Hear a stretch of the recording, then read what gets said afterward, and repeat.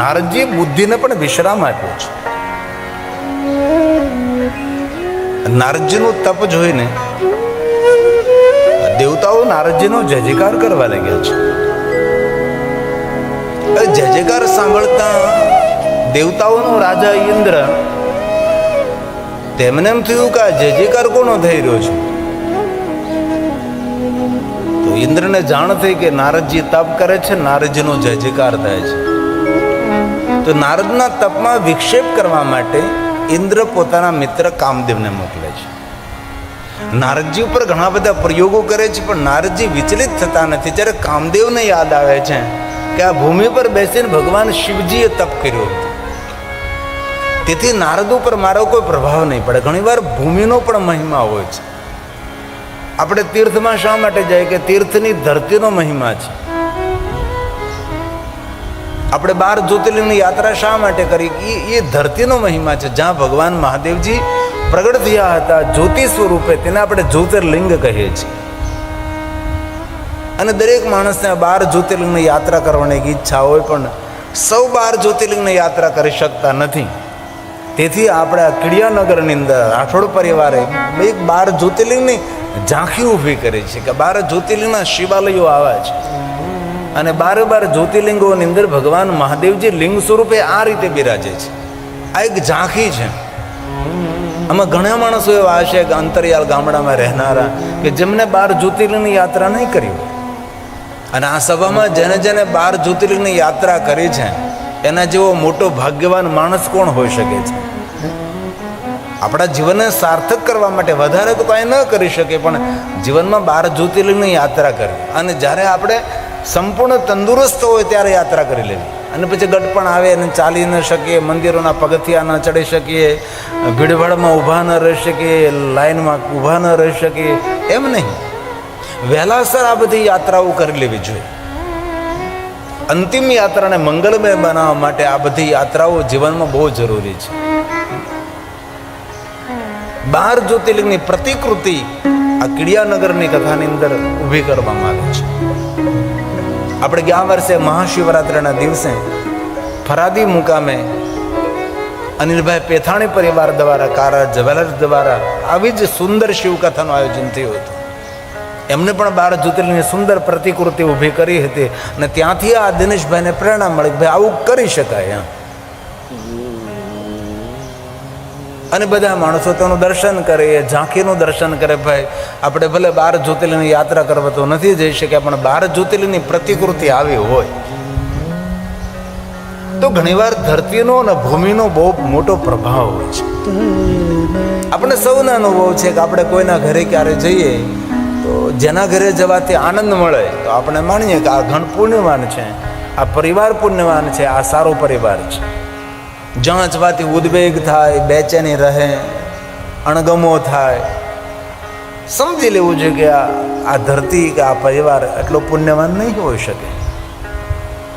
તેથી કામદેવથી પરાજિત થયા નારદથી, અને કામદેવ એક ભગવાન શિવજીથી પરાજિત થયેલા, અને બીજા નારદજી છે. કારણ કે ભગવાન મહાદેવે જ્યારે ધરતી પર બેસીને તપ કર્યું ત્યારે ભગવાન શંકરજીએ વચન આપેલું કે આ ધરતી પર બેસીને, આ ગુફામાં બેસીને અને જે કોઈ તપ કરે છે એના પર કામનો કોઈ પ્રભાવ નહીં પડે. આવું ભગવાન શંકરજીએ કહ્યું હતું, ભગવાન મહાદેવે કહ્યું.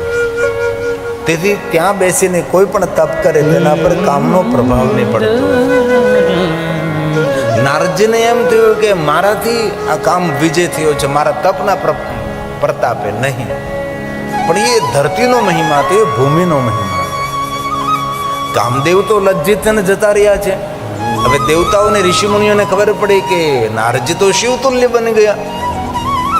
આ વિશ્વની અંદર એક મહાદેવજી કામદેવને પરાજય કર્યા હતા, ને આ બીજા નારદજી છે. તેથી નારદજીનો જય જયકાર, નારદજીનું માન સન્માન વધી ગયું છે. અને કોઈ પણ ક્ષેત્રમાં સંઘર્ષ કરતા જ્યારે પાછા ન પડીએ ત્યારે તેમાં સફળતા મળે છે. અને દરેક કાર્યમાં સંઘર્ષ છે, અવરોધ છે, વિરોધ છે. અવરોધ અને વિરોધને પાર કરતા માણસે આગળ વધવું જોઈએ. અને ભક્તિ માર્ગની અંદર તો એક સિદ્ધિત વાત છે. ભક્ત બન્યા તે પ્રથમ પીડાના અનગળ સંકટ તેને પડ્યા. કોઈ પણ ભક્તિ માર્ગની અંદર હોય તેને કષ્ટ પડવાનું, દુઃખ પડવાનું. હવે સંસારિક જીવનમાં દુઃખ પડતું હોય તો ભક્તિ માર્ગમાં દુઃખ તો કોઈ પણ જગ્યાએ છે. એક વસ્તુ જીવનમાં ખૂબ યાદ રાખવી, સુખની વાતો સૌ સાથે વહેંચવી, પણ દુઃખની વાતો તો જેના પર ભરોસો હોય ને તેની આગળ જ વહેંચવી. કારણ કે સુખની તો વહેંચણી સૌ સાથે કરી શકાય, પણ દુઃખની વહેંચણી સૌ સાથે ન કરાય. દુઃખની વહેંચણી તેની સાથે કરાય જેના પર આપણને પૂર્ણ ભરોસો છે. ભરોસા વગરના માણસ પાસે આપણા દુઃખની વાતો ન કરાય, દુઃખના ચોપડા ન ખોલાય. આપણે જ્યાં ત્યાં રોવા માટે બેસી જઈએ છીએ ને, એ આપણી બહુ મોટી નબળાઈ છે. જીવનની દુઃખોના વાતોના ચોપડા જેને તે આગળ ન ખરાય. જીવન છે અને દુનિયાની કોઈ પણ નદી એવી નથી કે જે એક કિનારા પર ચાલતી હોય. વિશ્વની કોઈ પણ નદી આપ લ્યો, હંમેશા બે કિનારાઓની તો વચ્ચે જ વહેતી હોય નદી. જીવન પણ એક વહેતો પ્રવાહ છે. સુખ અને દુઃખ તો એ બંને કિનારાઓ છે. તેથી માણસે જીવનમાં હતાશ કે નિરાશ ન થવું, ઉત્સાહથી અને સાહસથી માણસે આગળ વધતું રહેવું જોઈએ. હવે નારદજીએ કામદેવનો જે વિરોધ ને અવરોધ હતો એ પાર કર્યો, તેથી નારદજીનો મહિમા વધી ગયો. સર્વલોકની અંદર નારદનો જય જયકાર થવા લાગ્યો અને નારદજીના મનમાં એમ થયું કે રે, આટલું મોટું મેં તપ કર્યું, ઋષિ મુનિઓ દેવતાઓ મારો જય જયકાર કરે છે અને મને સૌ કહે છે શિવ તુલ્ય છે, તો મારે આ વાત શિવજીને કહેવી જોઈએ. એટલે નારદજી ભગવાન શિવની પાસે જાય છે અને મહાદેવની સામે જઈને પોતાની પ્રશંસા કરવા લાગે છે. અને આપણી જીવન યાત્રામાં પણ આપણને ઘણા બધા માણસો આવા મળ્યા છે કે પોતાના જ વખાણ કરતા હોય છે. બીજાના વખાણ તેને સાંભળવા ન ગમે, પોતાની જ પ્રશંસા કરતા માણસો છે. અને આપણા નીતિ સૂત્રોમાં કહ્યું પોતાની પ્રશંસા કરવી એ દુર્ગુણ પણ કહેવાય છે. અને ભગવાન શિવની સામે નારદજી પોતાની પ્રશંસા કરે છે. મેં તપ કર્યું છે, મેં સાધના કરી છે, મેં અનુષ્ઠાન કર્યું, દેવતાઓ ઋષિ મુનિઓ મારો જય જયકાર કરે છે અને કામ ઉપર વિજય પ્રાપ્ત કર્યો. નારદજી ખૂબ પોતાના વખાણ કર્યા છે. અને પછી નારદજી પોતાનું બોલવાનું બંધ કર્યું એટલે ભગવાન શિવજી નારદજીનો સત્કાર કરે છે. ભગવાન મહાદેવ પોતે બોલે, હે તાત, હે નારદ. કેટલી સુંદર ભગવાન શિવજી. તાત શબ્દ એટલે પિતા તુલ્ય, સદગુરુ તુલ્ય, મૂર્ધન્ય, પ્રધાન્ય, શ્રેષ્ઠ આદરણીય વ્યક્તિ, પ્રાતકાલ યાદ કરવા જેવું વ્યક્તિત્વ, તેને તાત કહેવાય. સૌને કાંઈ તાત ન કહેવાય. મોટો સન્માન શબ્દ છે. અને ભગવાન શિવ બોલ્યા છે, મહાદેવજી નારદજીને કહે છે, હે તાત નારદ પ્રાજ્ઞ. હે નારદજી, તમે તો મહાન જ્ઞાની છો અને આત્મજ્ઞાની છો. નારદ, તમે ધન્ય છો નારદ. પણ મારી વાત સાંભળો. ભગવાન શિવ કહે છે, નારદજી તમે ધન્ય છો, શુણુ મદ વચન.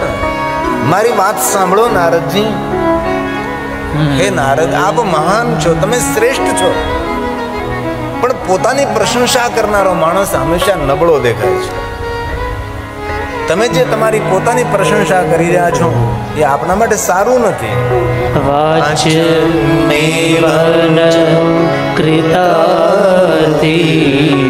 મારી સામે ભલે તમે તમારી પ્રશંસા કરી, પણ મારી એક વિનંતી છે ને યાદ રાખજો નારદજી કે ભગવાન શ્રી હરિ ભગવાન વિષ્ણુની આગળ તમે તમારી પ્રશંસા નહીં કરતા. ભગવાન મહાદેવજી વિષ્ણુ ભગવાનની સામે પોતાની પ્રશંસા કરવાની ના પાડે છે. નારદજી આ વાત મારી મહામંત્રને જેમ યાદ રાખજો. ભગવાન શિવજી નારદજીને કહે છે. તો કથા સાંભળવાથી આ વાતને આપણે યાદ રાખવી. જેની તેની સામે આપણી પોતાની પ્રશંસા નહીં કરવી. આપણે સૌને અનુભવ છે, ઘણા માણસો આપણા જીવનમાં મળ્યા છે કે પોતાના જ વખાણ કરતા હોય છે. ભગવાન મહાદેવે નારદજીને કહ્યું છે, નારદજી, વિષ્ણુ ભગવાન સ્વયં કાંઈ વાત ખોલે આપના માટે, એમ કહે કે નારદજી આજકાલ તો આપનો જય જયકાર થઈ રહ્યો ચારો તરફ, અને ભગવાન વિષ્ણુ પણ જો તમારી પ્રશંસા કરવાનો પ્રયાસ કરે તો નારદજી તમે વાત બદલી નાખજો. તમે એ વાતને પ્રોત્સાહન નહીં આપતા. આવું ભગવાન મહાદેવજીએ નારદજીને કહ્યું છે. અને આ શ્લોક શંકર ભગવાન સ્વયં બોલ્યા છે, નારદજીને કહે છે. પુરુષ મનોઅધિન બ્રૂયા. મારી સામે જે તમે બોલ્યા છો એ શરીર હરિની આગળ તમે બોલશો નહીં. પોતાનું વૃતાંત કેવું એ બહુ દુર્ગુણ છે. શંકર ભગવાન નારદજીને સમજાવે છે, કવિ નહીં, પોતાનું વૃતાંત નહીં કહેવું. આપણે જીવનની કથાઓ નહીં કહેવી, જેની તેની સામે આપણા જીવનના ચોપડાઓ ન ખોલાય. જરૂર પુરાણ મળે તો રાવું રેડિયો એક વસ્તુ અલગ છે. કોઈ સારો માણસ, કોઈ ડાયો માણસ હોય, કોઈ શ્રેષ્ઠ વ્યક્તિ હોય, તેની સામે આપણે કોઈ આપણા જીવનની અંગત વાતોની આપલે કરીએ, વસ્તુ અલગ છે. પણ ભગવાન મહાદેવ એમ કહે છે, કોઈની સામે પોતાનું વૃત્તાંતનું વર્ણન ન કરવું અને પરિવારની વાતો ન કરવી. મારો દીકરો આમ છે, મારી પુત્રવધુ તેમ છે, અમારે બે ભાઈઓ વચ્ચે આમ છે, આવા ચોપડા કોઈની સામે ખોલવા નહીં. આ શંકર ભગવાન કહે છે, જેને વ્યવહારિક જ્ઞાન કહેવાય છે. ભલે આપણને વેદોક્ત જ્ઞાન ન હોય, પુરાણોક્ત જ્ઞાન ન હોય, પણ કમસે કમ વ્યવહારિક જ્ઞાન તો હોવું જોઈએ કે નહીં?